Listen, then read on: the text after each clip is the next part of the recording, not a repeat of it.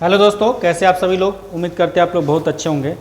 आज मैं class 10th की जो क्लास है लेकर आया हूँ बहुपद पॉलिनॉमियल्स।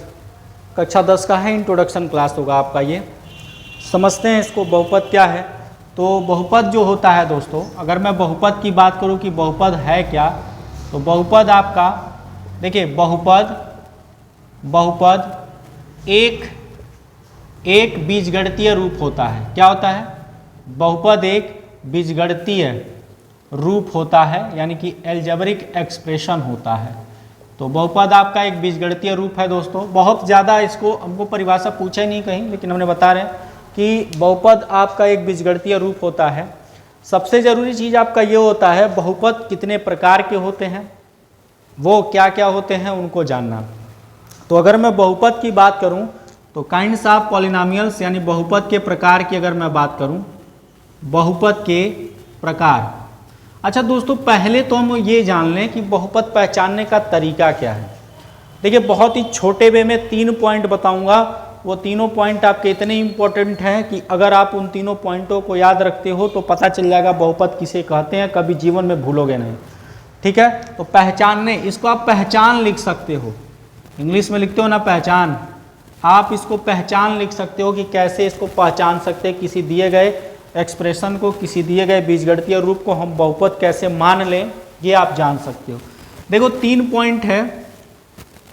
एक पहला पॉइंट ये होगा आपका, जो बहुपद होता है यानी कि समीकरण जो होता है चर की घात। देखिए, दिए गए समीकरण में या दिए गए बीजगणितीय रूप में, समीकरण में जो चर की घात होगी, चर की घात, तो चर की घात दोस्तों कभी भी याद रखिएगा, कभी भी आपका माइनस यानी कि निगेटिव यानी ऋणात्मक नहीं होनी चाहिए। क्या? ऋणात्मक नहीं होनी चाहिए दोस्तों। अगर आपका दिया गया समीकरण में चर की घात ऋणात्मक आ जाती है तो वो आपका बहुपद नहीं होगा। ठीक है। दूसरा पॉइंट क्या कहता है, समीकरण में दोस्तों जो चर की घात होगी, चर की घात आपका कभी भी रूट में नहीं होना चाहिए, यानी करड़ी में नहीं होना चाहिए। अगर आपका कोई भी समीकरण का घात करड़ी में है, करड़ी में नहीं होना चाहिए या नहीं होता है, चलो नहीं होना चाहिए ही लिख दो। अगर करड़ी में आ गया है तो वो आपका बहुपद कतई नहीं हो सकता है। ठीक है। अब तीसरा पॉइंट अगर बात करें तो तीसरे पॉइंट में होता है जो समीकरण की घात होगी, समीकरण में चर की घात कभी भी दोस्तों आपका अंश बटे हर यानी फ्रैक्शन के रूप में नहीं होना चाहिए, अंश बटे हर के रूप में नहीं होना चाहिए, तो ये 2 बातें आपकी हो गई, नहीं होती हैं। ठीक है, कभी भी नहीं होती हैं ये आपके अंश और हर में। अगर इन तीनों में से कोई भी आपका आ गया है चर के घात में तो वो आप बहुपद नहीं उसको मानिएगा, वो आपका बहुपद नहीं है। अब हम चर की बात कर रहे हैं। क्या चर पता है क्या होता है? देखिए, थोड़ा सा हम लोग चर और अचर के बारे में भी चर्चा कर ले। बहुत लोगों को कन्फ्यूजन रहता है, एक होता है अचर और दूसरा होता है चर। तो वेरिएबल और नॉन वेरिएबल, या आप वेरिएबल इंग्लिश में इसको कहते हैं और इसको नॉन वेरिएबल कहते हैं। दोस्तों, अगर मैं चर की बात करूं तो चर एक ऐसा, देखिए चर में क्या होता है ना, कि जो आप मान लीजिए मैं यक्स की बात करता हूं, चलो मैं यक्स उठा लिया, एक यक्स है आपका। यक्स का किसी समीकरण में आप देखते होंगे या कहीं आप यक्स का देखते होंगे मान आपका 0 होता है, कहीं आपका यक्स का मान 1 हो जाता है, कहीं -3 हो जाता है, कहीं कुछ भी, यानी कि कहीं 4 हो गया, कहीं 8 हो गया। यक्स का मान हर सवाल में जो हमारा समीकरण होता है उसके अकॉर्डिंग बदलता रहता है।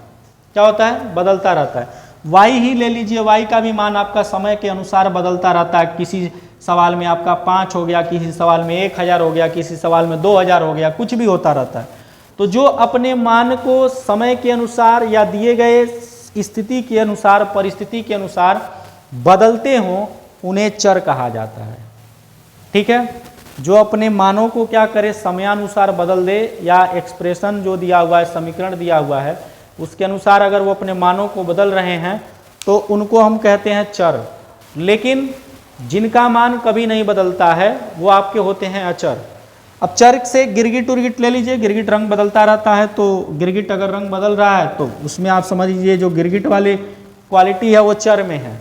ठीक है, अब अचर की अगर हम बात करें तो अचर में आपके अंक नहीं बदलते हैं। मान लीजिए 3 है तो 3 कभी 30 हो सकता है दोस्तों, नहीं हो सकता। आप इसमें 10 का गुणा करोगे तब तो होगा। 3 3 के हैं आपका, यानी कि जो नंबर हो गया, मान लो 5 हो गया, 6 हो गया, ये आपके बदलते नहीं है। 5 है तो 5 है, 6 है तो 6 है। तो इस तरह से आपका क्या हो गया, ये चर और ये हो गया अचर। ठीक है, अब थोड़ी सी हम बात करते हैं कुछ एग्जाम्पल का। पहचान जब हम बता ही दिए हैं तो एग्जाम्पल की बात कर लेते हैं। तो एग्जाम्पल की बात में कुछ मैं, देखिए इसको इरेज कर दे रहा हूँ, बाकी अभी कुछ मैं आपसे बात करता हूँ एग्जाम्पल में।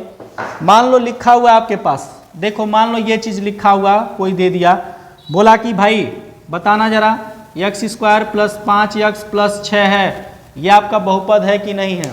तो बहुपद है कि नहीं, इन तीनों क्वालिटी को पहले चेक करेंगे, क्या ये आया हुआ है इसमें। तो देखो पहला आपका है समीकरण में चर की घात कभी ऋणात्मक नहीं होनी चाहिए। भाई ये समीकरण में चर की घात देखो क्या है, यहाँ x हमारा चर है, चर की घात यहाँ +2 है, ऋणात्मक नहीं है ना, चलो नहीं है, पहले इसी को मिला लो, ऋणात्मक नहीं है। करड़ी में है क्या, करड़ी में भी नहीं है। अंश बटे हर के रूप में है क्या, नहीं है सर। ठीक है, यहाँ x है, यहाँ x की घात देखिए आपका कर निगेटिव है, नहीं है, करड़ी में है, नहीं है, अंश बटे हर में है, नहीं है। तो सर ये आपका क्या है, बहुपद है। क्या है, बहुपद है। यानी कि अगर इन तीनों की तीनों प्रॉपर्टी इसमें नहीं आई हुई है, कोई भी नहीं आई हुई है, तो आपका ये बहुपद हो गया। ठीक है, दूसरी चीज अगर हम बात करें, मान लो दूसरे एग्जाम्पल की हम बात कर दें, हमने कह दिया कि x + 1/x = 5, तो बताइए ये बहुपद होगा कि नहीं होगा। तो बहुत लोग कंफ्यूज हो जाएंगे कि अरे यार इसका भी हमारा जो घात है धनात्मक 1 है, इसका भी धनात्मक 1 है, तो ये हो जाएगा बहुपद, और वही लोग खा जाएंगे धोखा, बहुपद नहीं है ये। कैसे नहीं बहुपद है सर, आप बहुत फेंक रहे हैं, देखिए कैसे बहुपद नहीं है। तो चलो देखो भाई कैसे बहुपद नहीं है। इसको आप लिखोगे x + x को, जब देखो इसका पावर यहाँ +1 है, जैसे ही आप इसको ऊपर लेके जाओगे तो ये आपका हो जाएगा x के पावर -1। क्या हो जाएगा, x के पावर -1, और यहाँ पर प्लस कर लो भाई, यहाँ +5। तो बताओ यहाँ से अगर मैच कराओ तो x का जो पावर हो गया वो निगेटिव में आ गया है, और ये निगेटिव हमको रोक रहा, नहीं नहीं ये बहुपद नहीं होगा। ठीक है, तो निगेटिव जब हमको रोकेगा कि नहीं भाई गलत रास्ते पे गए, यहाँ निगेटिव आ गया, तो निगेटिव जब हो जाएगा तो ये बहुपद नहीं होगा। यानी आप इसको कहेंगे नहीं भाई बहुपद नहीं है।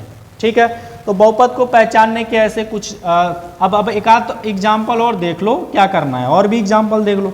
मान लो अगर ऐसे आपने लिखा x² + 1/, मान लो इस तरह से लिख लो, अगर √ में x + 1/x + 3 है, इसको देख लो भाई, इसका देख करके ही कहोगे भाई ये तो आ गया √ में, ये नहीं हो सकता, ये आपका बहुपद नहीं हो सकता। कहोगे अच्छा नहीं हो सकता, तो ये बहुपद नहीं भी है।